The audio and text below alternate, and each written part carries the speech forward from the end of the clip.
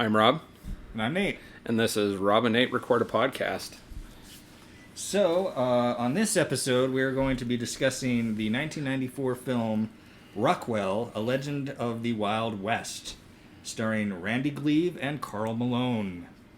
So, why are we discussing Rockwell, A Legend of the Wild West? Well, That's a very good question. that is a very good question. So, the origin of this has to do with a 4 DVDs for $10 sale at Gray Whale, and I needed a 4th DVD. Oh, okay. And this looks like this might be fun to talk about in a so bad it's good sense, but it's really so bad it's bad. Yeah, you overpaid in that deal. I overpaid in that deal. I Yeah. very well may have. This is there's very little information available about this film online. Yeah. About all I was really able to come, I don't know what the budget is. I don't know hardly anything about it. But the original film appears to have been a direct-to-video from 1994. I don't think it was ever theatrically released. And the DVD release is from 2003. See, I'm confused about that because it points out in the credits that it was SAG sanctioned. So these are SAG credited roles. So people who appeared in this film can get their Screen Actors Guild card from this role. Yeah. Or, continue that, however that system works. And it is on IMDb, though only 4 characters who are credited in this film even have a picture on IMDb. Mm-hmm. So, and one of those is Karl Malone, and you can't really... I mean, he did appear in a number of movies and things and TV shows, but I don't know that you can really call him an actor. Yeah. So you remember we just recorded an episode about the film Extremely Loud and Incredibly Close, in which I referred to the main kid as not an actor, not a real actor. I have to take that back. Yeah. Because this film, because that kid would have, incredible. Yeah. Compared to every single performance in this film. Well, and I think there's probably at least a half dozen characters, well, probably closer to a dozen people who are played by the same actor or actress, just repeating the same kind of role or performance. Mm-hmm. Like that girl we see in the opening sequence. I think she appears in 2 or 3 other roles in the film. Mm-hmm. But yeah, I didn't enjoy this. Yeah, I got that sense. Yeah. I found it watchable on one viewing, but I see no purpose in ever watching this again. I can see that, but it was Just barely watchable. Barely watchable. It was not factually accurate. There's nothing I can say really redeeming about this film. In a way, it's kind of charming. Like, you kind of see that their ambition was above their capability and a little bit of what they were trying to do, but it was just beyond them. We should probably explain who Porter Rockwell is for those in the audience who may not be aware. This film is based on an actual historical person, though the specifics, again, there's not a lot of facts to Leave those. something to be desired. Yeah, so Porter Rockwell was a man who was it's kind of a folk hero in Mormon circles.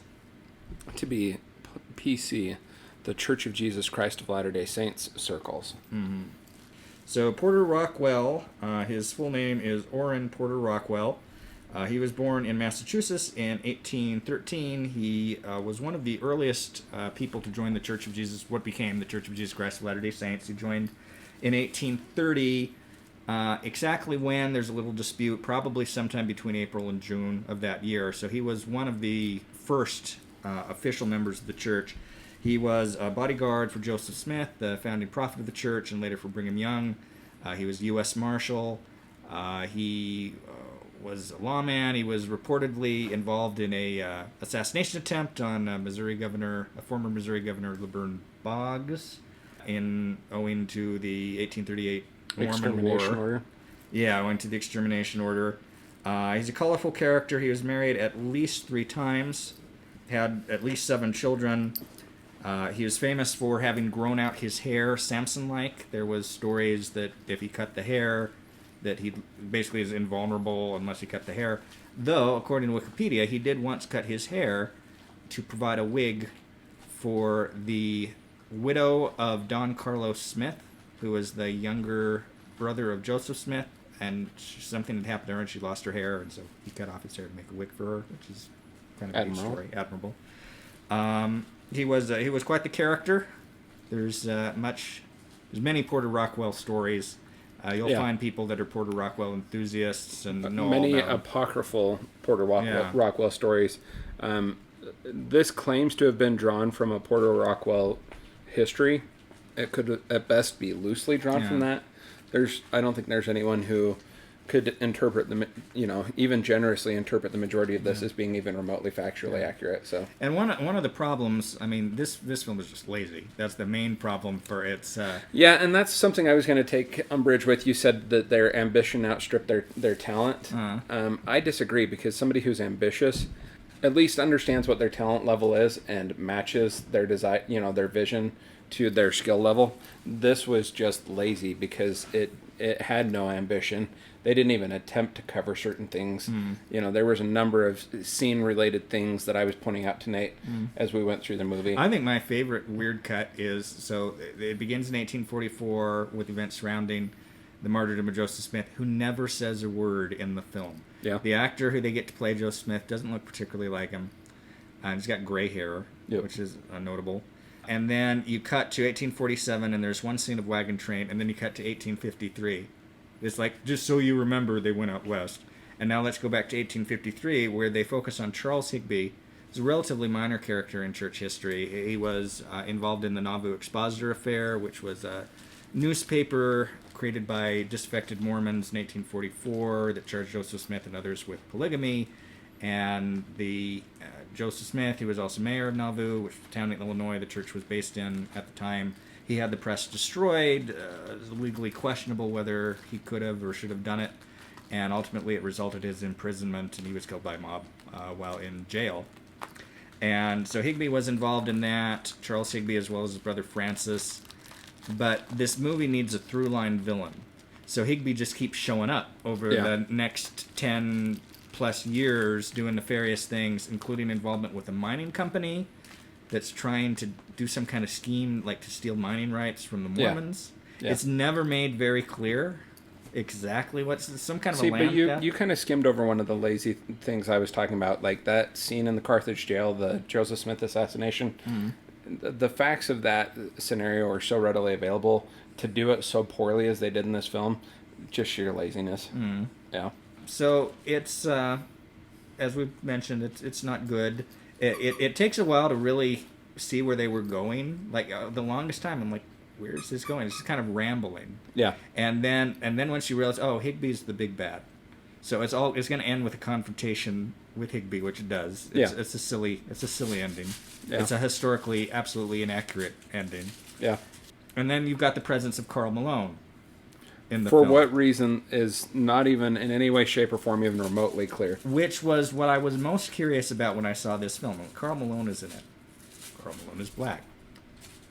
19th century Mormon history, not a lot of blacks in that. Yeah. For a number of reasons. So how are they going to shoehorn him into this story? And so he plays, I think he starts out as an undertaker in Illinois. Former undertaker. Former undertaker in Illinois. Yeah. Who's from a state that bordered a slave state. He mentions Somewhere further I grew south. up near a slave state, and they never actually say that he's become a member of the church. I don't know if it's supposed to be implied, but he goes west, and he becomes a lawman. Yeah. And Along Porter Rockwell. along with Porter Rockwell, and him and like the only other actor in the film that I could really recognize was this gentleman named Scott Christopher. Scott Christopher was in the Best 2 Years, Yes. and he was also on a show called Granite Flats, which was on BYU TV, and he shows up in local commercials both here and in Idaho. Yeah. Is a face that you see. Yeah. And so him and Karl Malone are basically teamed as kind of comic relief, even though they're not particularly funny. Yeah. They're kind of the buddies. How'd you go? We're in another adventure. And they're all involved in community theater, which was a real weird... Inexplicably, we got to go get the bad guys, but we got to be back in time for rehearsals at the community theater. Yeah. And they got this loincloth gag where For one of the plays. where two of them have to wear the loincloth, and Porter Rockwell's in the play, but he can't act. And for some reason they have an Italian director. I would have given them the credit of it having been some sort of Man of La Mancha, type of thing, except for the fact that they said they were supposed to be Peruvian Indians. Yeah, some kind of conquistador play. Yeah. Are they doing a very early version of Aguar, the Wrath of God? I have no clue. Yeah, there's, like Nate said, there's little information about this. We could recognize a number of the filming locations here in Utah. Yeah, that was the funnest thing about it. At the end, though, they somehow miraculously jump from edits where they're at the Great Salt Lake down to Arches National Park and back to the Great Salt Lake. Literally shot after shot, nothing in between. Anybody who's familiar with geography of Utah knows that's hundreds of miles apart. It was interesting. So where were some of the places that we thought? I mean, it listed some of the places. Cherry Hill, which is up in Davis County. There was another place listed up in Layton County. We assumed one of the locations was this is the place, Heritage Park. I still think it was. Uh-huh. And then there were It some may have been places credited differently. Yeah, well, I think it was before it was actually designated that. Okay. And then there were some locations down in Utah County. So Did you say Joab County? I thought there was one that was Juab County, but I didn't see anything that far south referenced in the filming location credits. So yeah. So it was kind of neat to see some of those locations. Most of this is filmed out of doors. Yeah. They don't have a lot of budget, and there's very few interior The scenes. Same couple of hills keep same couple reappearing of as backdrops. The same cabin, period, appears numerous times. Appears as like 6 different homes in the film. But yeah, then there was one street that they appeared to have access to. For a minute, I thought some of it might have been filmed at Lagoon. I'm not sure if that's the case. If so, they didn't name Lagoon Park directly. There's a scene where the bad guys are in a parlor or something. I mean, there's a scene or two where they're in like a bar or a restaurant. But there's one scene that I think was probably filmed in one of those little cutaway historical home replicas, probably in the Utah Pioneer, the Utah Pioneer Museum, where they show what the furnishing and stuff looked like. I mean, and that was one of the places where the angles was like. Yeah. If they moved the camera a little far in another direction, they'd ruin the effect because it's. And that is a place that's referenced in the filming location credits is the Daughters of Utah Pioneers, which is in Salt Lake City, up by the state capitol. Let's talk a little bit about women in this film, and Porter Rockwell and women in this film. Porter Rockwell, whether this is historically accurate or not, is from this film appears to have a predilection for young women. Yeah. Or young women had really liked Porter Rockwell for some reason. They really want to bring this point home to the viewer because it comes up a lot. Yes. There are numerous scenes where underage women are very attracted to Porter Rockwell. Yep. And there's at least 3. And it ends in probably my favorite line in the film because it's this self-aware kind of capper line to all this where there's this girl who's probably 11. Yeah. Who he's rescued, and she's trying to make herself look pretty for him, which is disturbing. And that's the dog in the background. And he says this line of, I swear I'm the only man alive that this happens to. He just keeps noticing that these girls keep... It is my favorite line. My second favorite line is, I collect ears. Yeah. From the ear guy that he has this weird conversation with, out in the middle of nowhere, he meets this guy... That's non sequitur. The non sequitur who killed this Hinckley guy that was his friend, even though we never saw him with Hinckley. Or at least that's established in the shot, but there's nothing to set that shot up. I collect ears. Yeah. But there's also, speaking of women in this film, the bathing scene. Oh, yeah. So I made a number of inappropriate comments about that I don't think I want to repeat in the podcast. So So there's one particular young lady. There's also one swear word in this film. Yeah. Refresh me. They said... Oh, they did. Yeah. I'll edit that out. Bring me his... Yeah, okay. Yeah. So one of the girls that likes Porter Rockwell... The only one who seems to be of age. Well, she's probably not when they first meet. Well, she's definitely not when they first meet. And then in Illinois, and then they flash forward to 9 years later to Utah, and she is Mary Ann Neff, who was an actual wife of Porter Rockwell. And there's a scene where she's in her cabin and she's taking a bath, and it is edited as close to the line as you could get in terms of cleavage, PG, and butt crack and just implications. Like, it's just a weird decision. Like, who's the audience for this film? Because this one scene, and maybe one or two other scenes that are The one comment, kind of violent. the one comment I made that I will repeat for this podcast is when LDS women objected to this part of the film, all I can see is the directors having gone, well, that's the artistic part. But yeah, it was It's not just, attached to anything. It didn't fit in for Yeah. the film at all. it's just there. It was pointless and it was exploitative, but it's and it stands out in a film of this caliber, Yeah. of this type and caliber. It's flirting with it. Interestingly enough, that was the best shot scene of the film. Yeah. So, for what it's worth, Yeah, the whole film has kind of a gauzy look to it. I don't think this was filmed on film. I think this was filmed on video. yeah. Well, you mean you think it was filmed on some sort of recorded film, not like a digital recording? Yeah.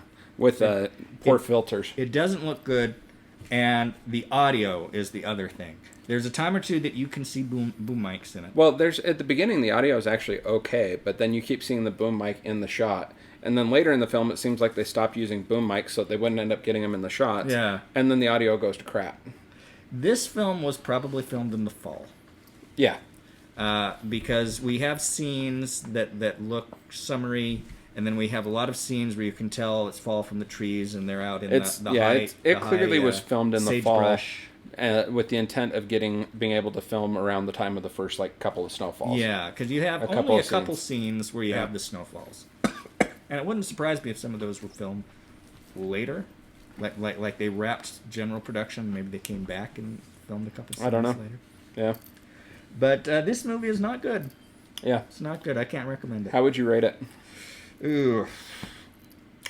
Probably give it 1 star. See, and I still think you're being generous. I would, on the 4-star scale, I'd straight up give it a 0. Really? And on the 10-star scale, I'm trying to decide if this is as bad as the Star Wars Christmas special, which is the other one we Yeah. both disliked. You're right. We were trying to think. I what gave that was. one, I think, 1 star on the 10-star scale. I'm trying to decide if this is as bad as that or worse. It's probably 2 or 3. On probably Again, 2. I think you're being maybe... I mean, you could convince me it's a 2. I didn't like. It wasn't torture to watch. It wasn't good, but I didn't viscerally hate it. Yeah. And I'd have to give something less than 1 star. It'd have to be really getting me. I And this certainly will movie never didn't- watch this again. This is... I mean... I never thought I would recommend Velocipaster, but if you've got the choice between If this you and had to watch Velocipaster, one go of watch these again, Velocipaster. you would watch Velocipaster. Yeah. again. Anything else you want to add about this movie? No. Because we've already talked about it longer than I thought we Longer would. than anybody has probably ever talked about it. I And think this might likely be the only podcast out there that talks about, what's the full name of it? Rockwell? Rockwell, a legend of the Wild West. Yes, I have a feeling we're the only podcast out there that'll be talking about this film. So now you got to, We will be the #1 YouTube search result. someone would actually have to search for it in order for that to happen. It's true. Yeah. All right. Well, I'm Rob. And I'm Nate. And this is Rob and Nate Record a Podcast. And you've had some extra commentary from my dog Scout. So I hope you've enjoyed his squeakers, his toys, and his occasional growl.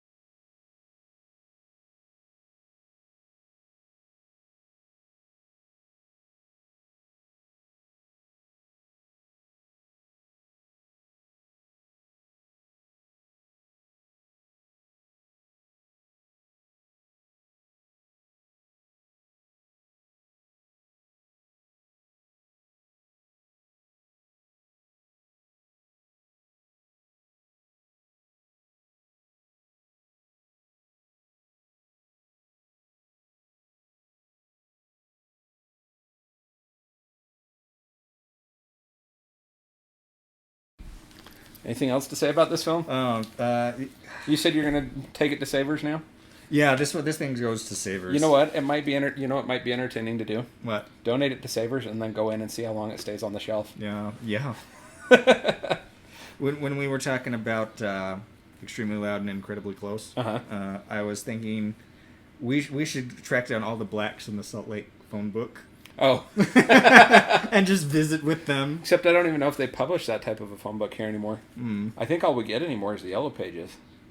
Yeah. I don't think we've had white pages in quite a while now, so I don't know. Have to find an old phone book. Mm. Yeah.